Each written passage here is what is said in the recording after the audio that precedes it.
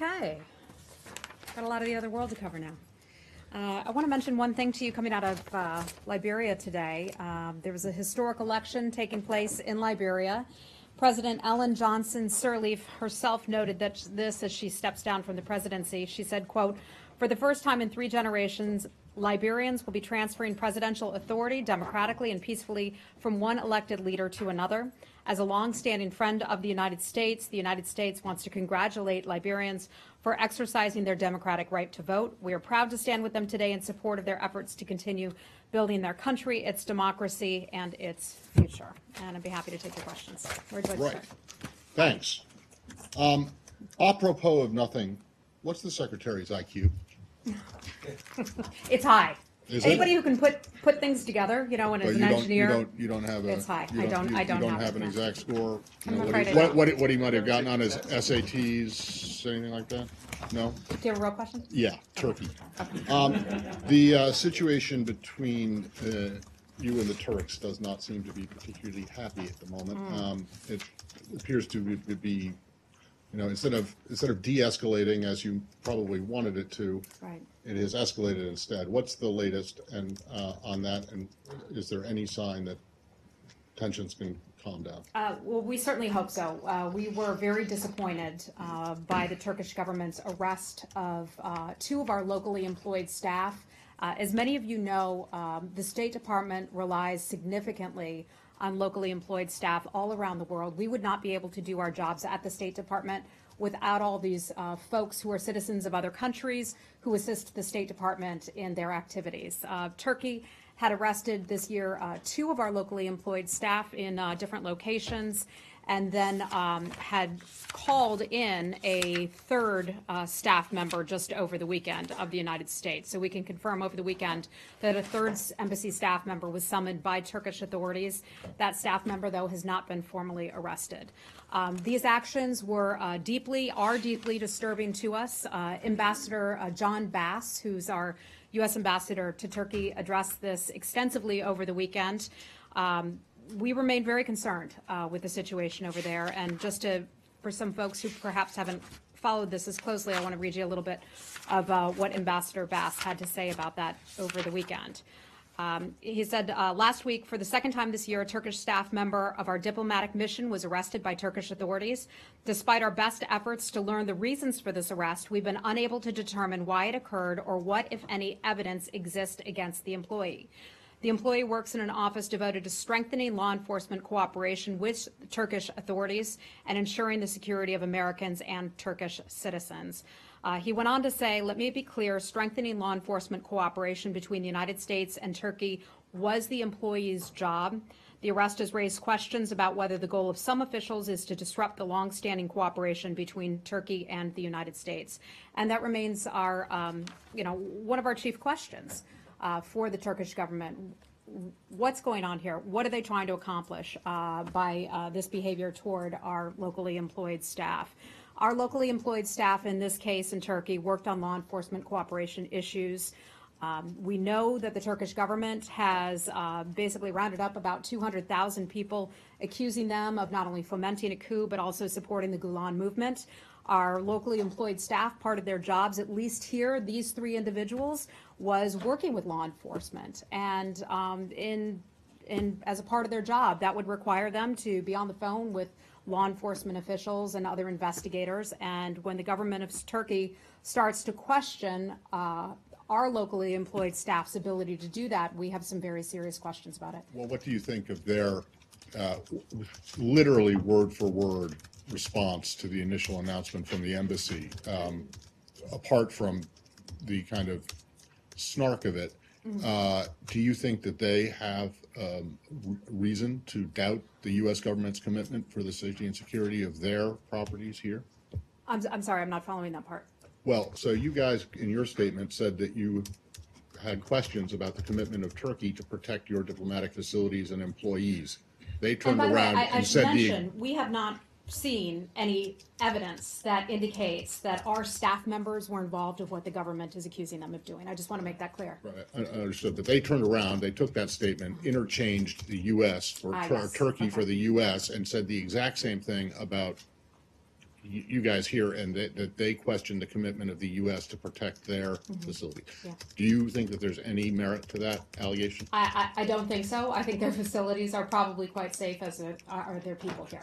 Can I, Hi, a Lisa. couple more on this? Sure. First off, you saw that President Erdogan said that he doesn't recognize, the government of Turkey is not going to recognize Ambassador Bass because he did not take this, he took this decision unilaterally and not in concert with the rest of the U.S. government. Can you say that the State Department knew about what he was doing and this was not like a unilateral decision that was not part of U.S. policy? Our ambassadors tend to not do things unilaterally. We have a very close coordination and cooperation with our ambassadors, in particular Ambassador Bass. He and I have exchanged phone calls, meetings with one another on numerous occasions. He's always been incredibly responsive. He's one of the best ambassadors that we have out there. Proud to have him serving in Turkey and looking forward to having him in his next post.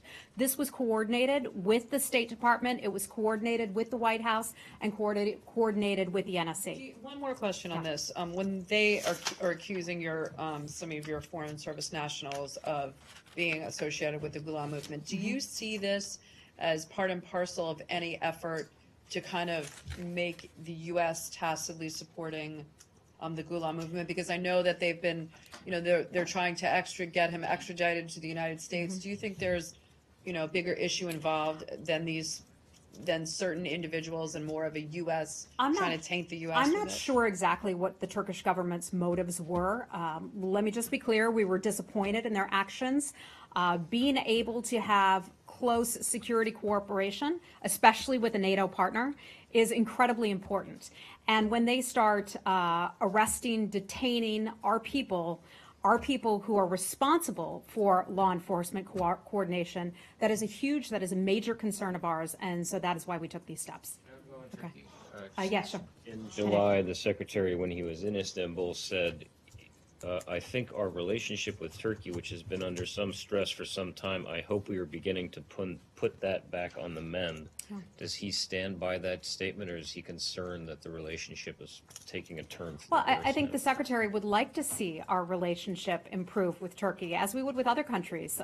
If you look at Russia, that's another country where we would like to improve the relationship. But right now, that is being called into question with the actions that the Turkish government took. So that he would not characterize the relationship the way he did in July. I don't know the answer to that, if he would characterize it exactly the same way, because the situation has changed somewhat with the arrest of 2 of our locally employed staff, plus summoning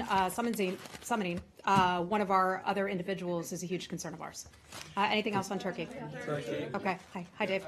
Hi. Obviously, there's been some tension between the Turkish government and the ambassador.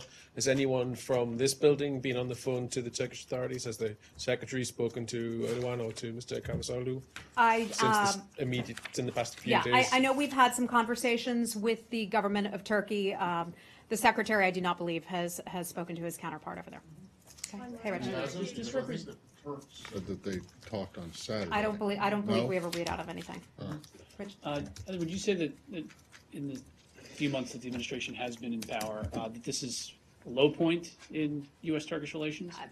I don't think it's my job to be able to characterize it that way. This is obviously a huge concern of ours, though. We've had some difficulties with members of the Turkish government this year. As you all well know, we've talked about that an awful lot, but I'm just not going to characterize it that way. Also, the New York Times reported that there were a dozen American citizens who were swept up in these recent arrests in relation to the failed coup attempt from last year. Can you confirm that? I don't have any reports on that. I'm sorry.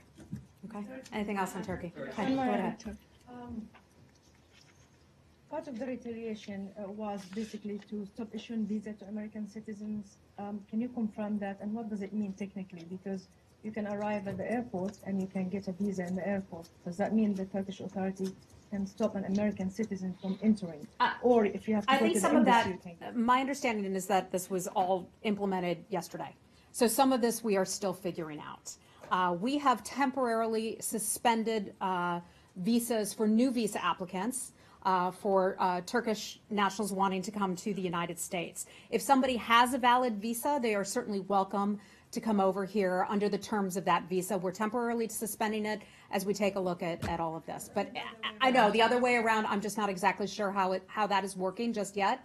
This was just put into effect. I believe it was just yesterday. So let me see what additional information I can give to you, okay? This is an important. Of course it is. American It is a very important issue. I don't know if I'm going to enter or not. Yes, I understand. I agree. Let me see what I can get for you, okay? Okay, hi. Just to follow up on Dave's question, was there any plan to summon Turkish ambassador to the United States, or has he been summoned? Because the reason I ask is, do you want to respond to the direct and blunt attacks from President Erdogan toward the Ambassador John Bass? Do I want to respond to what? To a direct and blunt attack from President Erdogan. Well, to my knowledge, he only said that he wouldn't recognize our ambassador there, correct? Is there something beyond that?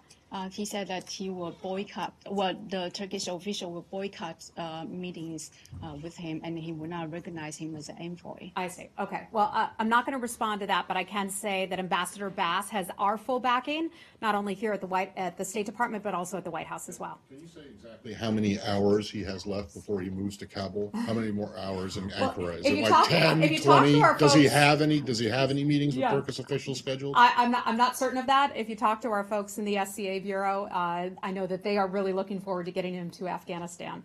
So Which is going to be very soon, right? I my mean, understanding is that it will imminent. my understanding is that it will be soon, but Ambassador Bass has done a terrific job in Turkey. Certainly a top posting. Okay, Ms. Hai. Hi.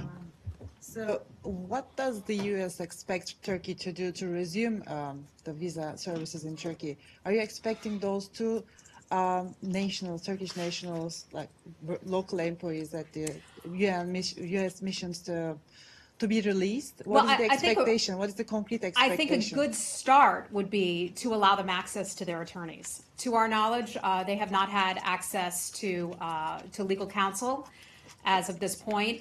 We have not seen any evidence that backs up what the Turkish government accuses them of. So that would be a good start. Another question on Turkey? Let's go ahead, Barbara. I've got a question on Iran, actually. Oh, okay. Turkey. Turkey? Okay. Turkey. Turkey. Saeed, sorry. I'm going to move on. Oh. So if somebody has a question. Yeah, I have a question on Turkey. My name is Ragıp Soylu. I work for Turkish newspaper Sabah. Nice to meet you finally.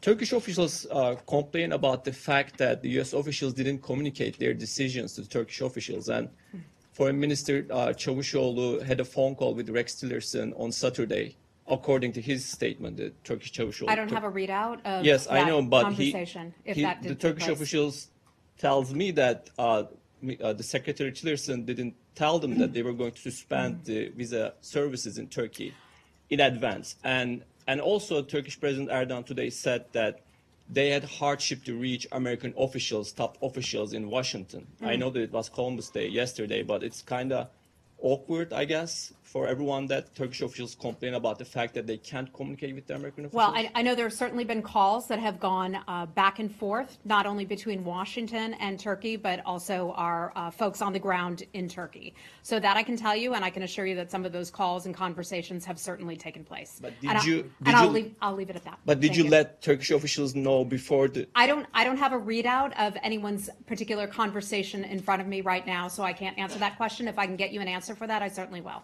Okay, let's Up to the foreign minister? I can't, I don't recall that. I don't recall. I'll check on that, double check on that, okay? Saeed, go right ahead. Yeah. About an Israeli issue over the weekend, the Israeli government announced its plans to build 4,000 settlement housing units. And, amazingly enough, the State Department remains silent on this expansion of settlement. What is your Remain comment on silent. it? Saeed, how many times have you and I talked No, about I this issue? understand, but I mean, this is In really- fact, I pulled it. I've pulled okay, all the great. transcripts, and I know All right. you and I have talked about settlements at least 15 times, about 3 times a month. All right. We talk about the issue of settlements, an important one. Okay, so I'm always happy to entertain your questions on that. President Trump has spoken about this repeatedly, and I'll repeat it once again. He has been clear, both privately and publicly, that unrestrained settlement activity does not advance the prospect for peace. He has also said this, that the administration recognizes that past demands for settlement freezes have not necessarily worked. They have not helped advance the prospects for peace in the past. The Israeli government has told us that it is adopting a policy regarding settlement activities that takes the president's concerns into account. So do you expect the Palestinians to reach out and maybe, re-enter negotiations, even if the settlement activities are ongoing? At this pace? I think we certainly hope, and as Mr. Greenblatt and Mr. Kushner have done a lot of traveling supported by the State Department over to the region, we certainly hope that both parties will sit down and have conversations about this. We've been clear on our position of settlements. The Secretary and the President had very productive conversations with both Mr. Abbas and Netanyahu up at the United Nations in New York not long ago, and they were feeling optimistic, and they were saying that they thought that now, more than any time in recent years, that they have felt that they would have a good chance of getting some sort of a peace settlement. So we're hopeful, we're optimistic, we're not giving up. And last point on this. Yeah. Do you consider 4,000 housing units to be unrestrained settlement activity? I'm not going to characterize the number. I've seen different reports out there, and I'm not sure exactly what would be correct in that. Okay. Anything else on? Hey, Felicia. Hi. Different topic. Okay. Just to follow up on Israel Palestine. All right. Hold on. So just to clarify, Felicia, I'll get right back to you. and then Go that ahead. question about Iran that I had before as well.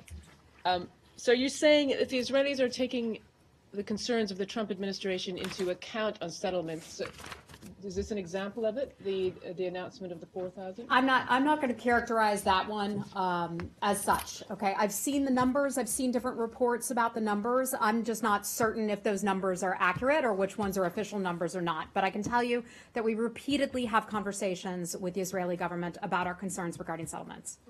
A question about Iran as well, if I may. Okay, does anybody have anything else on Israel? Hold on. Okay. When the president met with Prime Minister Netanyahu, he did talk about a freeze on settlement. So when did you switch to, we don't think demands for freeze are helpful? Well, because he did ask for him to pause it, I think, was but his word. the president has said that past freeze arrangements have basically not worked. So that is why they continue to go back and talk about unrestrained settlement activity does not help advance peace. So you don't think Israel should freeze settlements? Look, this is not my position. This is just, I'm stating what our State Department position is on this and the kinds of conversations that the State Department and also Mr. Kushner and Greenblatt have had with the Israeli government. So do you know when it switched? Because I remember the president saying to Netanyahu, we hope you'll hold off on that for a while. Okay, I don't have a quote from the president in front of me on that, so I'm just not going to comment on that. Okay. Okay. Barbara, you want to go to Iran now? Yeah, just very quickly. So the British Foreign Secretary Boris Johnson put out a strong statement today in support of the nuclear deal with Iran and is encouraging the U.S. to consider the security implications of the deal and keeping the deal. What is the response, and can you give us a readout from the call he had with Mr. Tillerson? Yeah. So the call did take place. I can certainly confirm that did occur. I don't have a readout of that call, and I'm certainly not going to get ahead of the president and his announcement. The president has said that he's made a decision, and we'll expect an announcement sometime in short order. Yeah. Well, first of all, you can confirm the Boris Johnson call, but you can't confirm the Turkish call. I just can't remember if the Turkish call put in place, so my colleagues are going to look into that for me, okay? On Iran, though, regardless of what the president's Yeah. decision is, and I'm not asking you to get ahead of it, but one of the things that officials have talked about, and the president has in fact talked about, is the IRGC and its quote unquote malign activities. And their malign activities, as we just heard from the two previous speakers up here, are very much connected with Hezbollah. So this is something that the administration has not made a secret of. So that preface to try and not give you an out to say, let's wait for the president to make his announcement. With all that in mind, and the fact that this is going to be a broad Iran policy review announcement when the president does make it, the IRGC commander has warned that any move against the IRGC will be met with a response, and that in one specific instance, that any American forces going within 2 kilometers of Iranian territory, presumably this is in the Gulf, will be met with Iranian resistance, shall we say.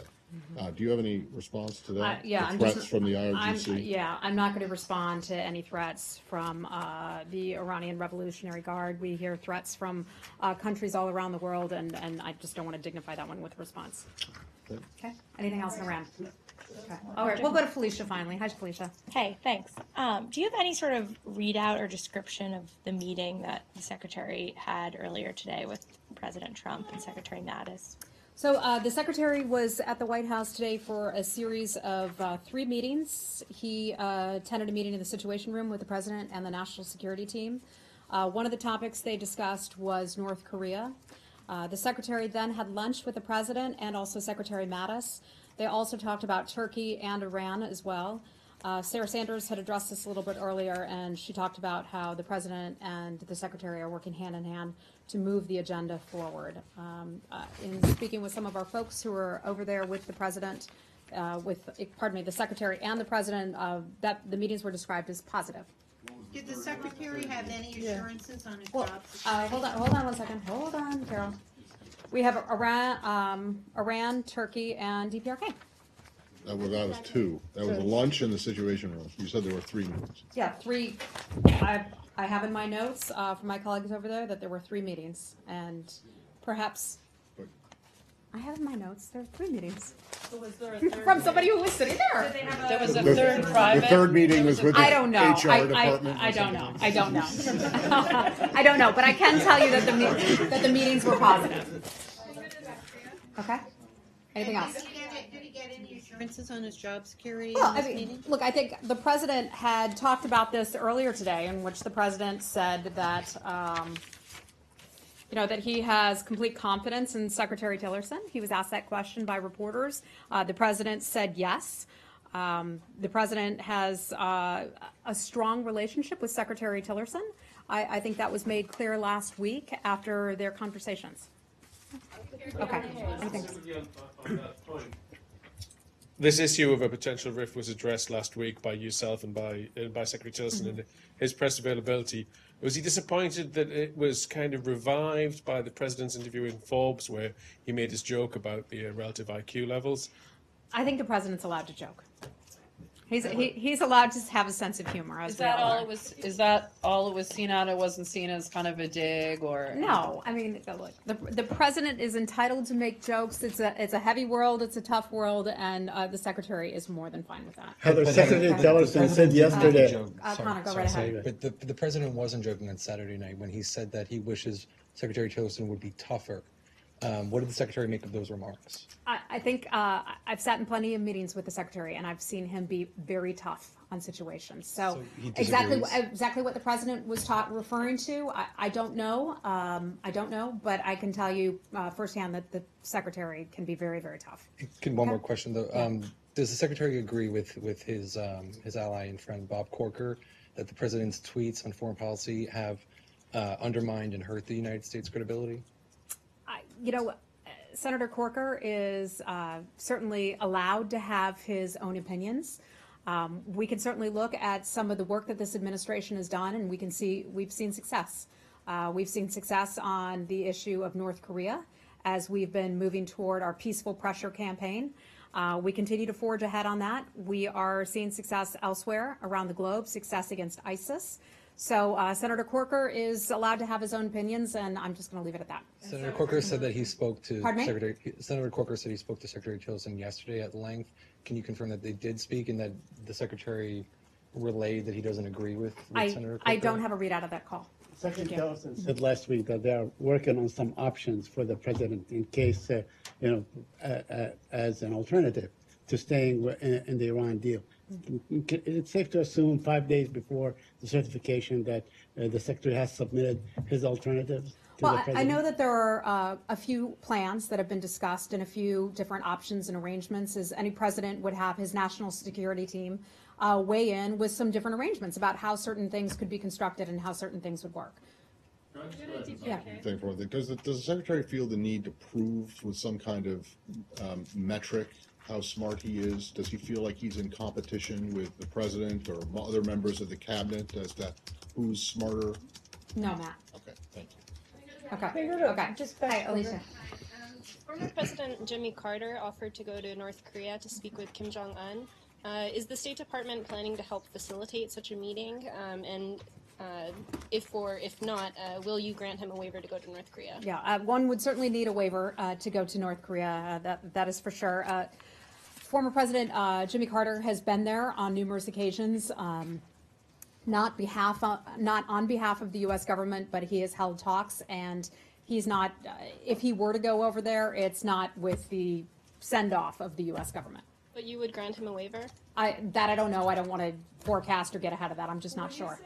Do you mean that they're not going? He's not going on behalf Correct. of the U.S. He's not going government. on behalf of the U.S. government if he were to be going. But if he were to be going, would you oppose such a visit, or do you think he does have, as you pointed out, he does have relations and talked to them in the past. So would you kind of lump this in the Americans shouldn't be going, or this is a former president that might be able to do something, even if it's not on behalf of the ultimate US decision about that would be above my pay grade, so I don't want to weigh in on that one. And part of that would be, the whole granting of the visa waiver, and so I would not be involved in that. That would be another department. Okay. Hi, Penny. You're way back there today. Yeah, I'm really late. Is the United States will open to military options against North Korea, or do you think military options are not possible? What is? Democracy is a preferred, excuse me, not democracy, diplomacy, pardon me. We like democracy too. Diplomacy is a preferred approach, pardon me. A few days off, so trying to get back into the swing of things. But diplomacy is the preferred approach. Secretary Tillerson has talked about that repeatedly. Secretary Mattis has as well, so has the White House. That's our first line. We're continuing with that. We've had numerous conversations in recent days with some of our friends and allies around the world where they have said to us even that they feel that our pressure campaign is starting to have an effect. And so we're pleased with that. Felicia, I don't want to embarrass you, but Felicia Schwartz wrote an article in the Wall Street Journal over the weekend. It ran Saturday?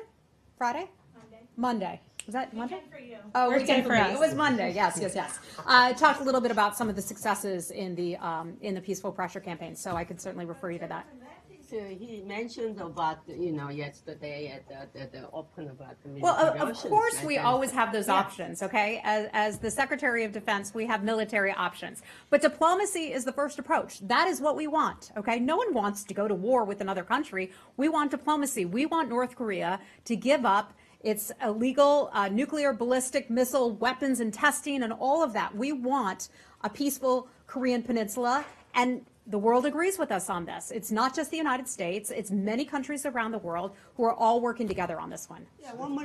Senators sent a letter to. I'm sorry, who? Yeah, Senators. 12 senators sent letters to Secretary Tillerson asking for North Korea to be reappointed as a terrorist country. Will the United States reappointed? I'm not aware of that letter. You never know. I'm personally not aware of whether or not we received a letter to that effect from U.S. senators. Okay, can you take attention? I'll see if I can find out for you. All right, Okay. Yes. Hi. Legislation on Hill that required the department to come back on North Korea and give an assessment if it should be determined a state sponsor of terror or not, and that's due in the next month. So can you give us an update as to where the department is on that? Yeah, I just wouldn't get ahead of that at this point. Are you undertaking a reassessment? I'm not aware of that right now. We may be, but I'm just not aware of it.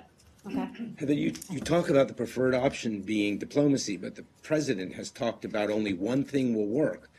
Is that diplomacy, or what was he referring to? The president has talked about diplomacy, and he has talked about how the secretary has been pushing ahead with that, and Secretary Mattis has as well. So no one prefers the military response, but that is there to back us up if our allies would need it or if we would need it. So, but on Saturday, he talked about how 25 years of agreements have not worked with North Korea, and then he adds only one thing will work. So does that mean it's diplomacy, which he seems to be disparaging in his comments? I think what the president was talking about is some of the past actions have not worked, where we've just talked and talked and talked and talked, and North Korea hasn't lived up to some of the things that it was supposed to. We would give things to North Korea in exchange for good behavior, and that good behavior, in fact, never really materialized. So I think I don't want to interpret the president's comments. I could refer you to the White House for more on that. Okay. In the past few days, do you have any readouts of such recent conversations? I do not, but I know that those conversations have been taking place. With So, which countries? let me get back to you on that, okay? Okay. Okay. All right. Hey. To Venezuela, are we? I'm sorry? Can we go to Venezuela? Are we done with North Korea? I'm sorry, we're going, where do you want? Venezuela. Venezuela. Are we ready to go there? Certainly, yes, go ahead. Right. Do you have anything on the visa denial of the ousted Attorney General Luisa Diaz?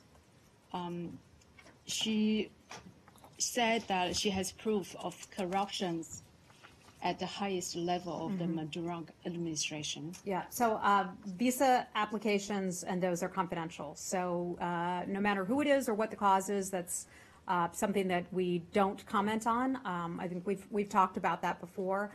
They're confidential under a federal law. Overall, though, corruption in Venezuela, and we haven't talked about Venezuela much recently, human rights abuses, economic, financial mismanagement in North Korea. The move away from democracy has been a tremendous concern to ours. The humanitarian situation in Venezuela is horrific. It's something that our folks are following very closely. The Maduro regime continues to impose needless suffering on the Venezuelan people. Secretary Tillerson and Vice President Pence have been extremely focused on this situation, so we continue to monitor and watch it. She's also seeking political asylum in the United States. Is the State Department in communication with other federal agencies? I don't have any information for you on that. Okay. Her allegation was quoted in the human rights report by the State Department in the past, but not in these years. Why is the change? I'm not aware of that. Okay. Sorry. Felicia, go right ahead. We have a Wall Street Journal reporter who was convicted. I don't know if you're familiar with the case, but I can explain after if not. But she was convicted by a Turkish court of engaging in terrorist propaganda for an article she wrote 2 years ago for the Wall Street Journal. I'm not aware of this. Ilhan and I have talked quite a bit about Ilhan's a Turkish reporter over here about reporters that he knows and has knowledge of who have been detained. We haven't talked about this one before, so this is new to me. She was convicted today. She was convicted today. The charges were just made public. I can circle back with you offline, but I don't know. Yeah, let's talk about that after. Is she American citizen? I think she's Turkish Finnish, but she's employed by the paper. I'm not 100% sure. Okay, thanks for bringing that to my awareness, but let me see what we can get for you on that, okay? Okay, last topic, we'll go to Cuba. Please. Okay, hi. Do you have any updates about Cuba's attack? And I think last week, maybe the Cuban embassies has just leave all of those officials, the diplomats that you asked them to do. So what's the next move that the U.S. government is thinking about? I'm not going to get ahead of what the U.S. government may or may not do. We have an ongoing investigation that's being spearheaded out of the United States with our best investigators on that, so they continue to move ahead with that investigation. We still don't know who is responsible, and we still don't know what is responsible for the injuries of our American staff. Okay. Steve, you want to? CBS News, of course, spoke with one of the victims in the attacks who claims the State Department handled this, quote, poorly. Mm-hmm. Do you think the majority of the victims are satisfied with the way the State Department has offered them initial care and has responded to this? Yeah, no, I was just speaking with one of our colleagues who served down there in Cuba and is recently back here in the United States. And I asked this person that very question. How do you feel that we responded? And I've asked numerous of my colleagues that very question. I mean, we all care deeply about how our folks are doing down there. And I asked the question, do you feel supported by us? Do you feel that we were quick enough to respond? And the answer I got back was yes. As soon as the State Department knew what was going on, as soon as the State Department started to figure out a pattern, because as you recall, we talked about this before, we didn't know what was, well, we still don't know what is affecting people, but it took a while to put this together because the symptoms were so different. But this person said to me, once we figured out a pattern, yes, the State Department was extremely responsive. This person said to me that I'll say they, so it's not a he or she, never felt the pressure to stay in Cuba, although they wanted to make it clear that they wanted to serve down there. These folks love what they're doing. They feel a real dedication to the mission, to our mission down there in Cuba, the activities that they're involved with on behalf of the U.S. government. with local Cubans, and they were encouraged by the State Department to come forward. Please get tested if you feel like you've had some sort of symptoms or something. So I would say, to answer your question, yes. Perhaps there's an individual who doesn't agree with that, but by and large, our people feel supported by us. And just quickly, there was a security message, obviously, that came out on Friday with specific warnings about 2 hotels there. Sources say these hotel attacks began as early as February. Why is this security message just coming out now? I don't have the actual timeline in front of me that lays out when attacks took place at different locations. And I'm not even sure that is something that we're making public. But once we started to figure out what this was all about, and started to investigate and realized that we were not able to protect our people, that's when the secretary made what some would say was a tough decision. I think if you ask the secretary, he would say it was not a difficult decision. This is a man, we've talked about this here before, who starts the meetings out literally every day with, are our people safe? And our diplomatic security will go around the room and talk about where our people are in certain parts of the world and how are they doing? Are they safe? Has there been an attack somewhere? Are people sick? Was there a car accident? All of that. And so this is something that we've remained extremely focused on. Are the diplomats that are left in Cuba for the U.S. government, are they safe? I think the secretary has been clear about this. We have people who serve in unsafe positions all around the world. You know the countries, but that's the job that some of these folks in the State Department do. People like to think of the State Department as a bunch of bureaucrats sitting here in Washington. No, that is not the case. We have a lot of people all around the world who are in unsafe positions, who are doing the good work of supporting others in other countries and advancing American foreign policy. To that point, there are many diplomats that had to leave Cuba that did not want to leave, and in fact, I believe wrote the department that they thought that, as you said, like, they know the risks. There are plenty of diplomats around the world that have health risks, whether it's Zika virus or malaria or Ebola, and they felt that the way that they were, kind of pulled out, their kids had to leave school, that many of the diplomats did not want to leave. Can you speak to that? Yeah, look, people, I would liken it to a police officer on the beat. Okay, are you a police officer who wants to sit behind the desk? Well, some do, but a lot of them want to be on the beat, just like you as, hold on, just as you as reporters. Do you want to sit behind a desk all day, or you want to be out reporting stories? Our diplomats, do they want to sit here in Washington all day, or do they want to be out in the field helping people? They want to be out in the field helping people. They believe firmly in our mission and the work that we're doing down there. However, when our secretary looks at the situation and says, we can't protect you because we don't know what is causing this and we don't know who is responsible, he has to make that decision to bring our folks home. So I understand that not everybody wanted to come home. Understand that. We gave people the option initially, if you want to come home under compassionate curtailment, you certainly can. But when he felt that he could not adequately protect our people, he made that decision. Can you just clarify, the person that you spoke to was a victim of the attack, or was just someone who came back under the order of departure? Someone who served there and someone who was tested. And we offered that testing to our someone folks who down is a confirmed victim? No. Oh, well, because you do understand that there might be a difference between what someone who was a confirmed victim felt about how the State Department responded and someone who was what I can say who is was that just told to come home. without having spoken to everybody, as soon as we started to identify a pattern, what was going on, and the first time we all talked about this, what had happened to our folks down there, people had experienced different symptoms. And it took a while to figure out that all of these unusual symptoms had a common thread. And there was something going on. I was just trying to figure out if this was a person who is in the same category as the person that he's talking about, who is a confirmed victim. This person is not. Well, I think right? I will stand behind what I said, that the vast majority of folks, we're on top of this.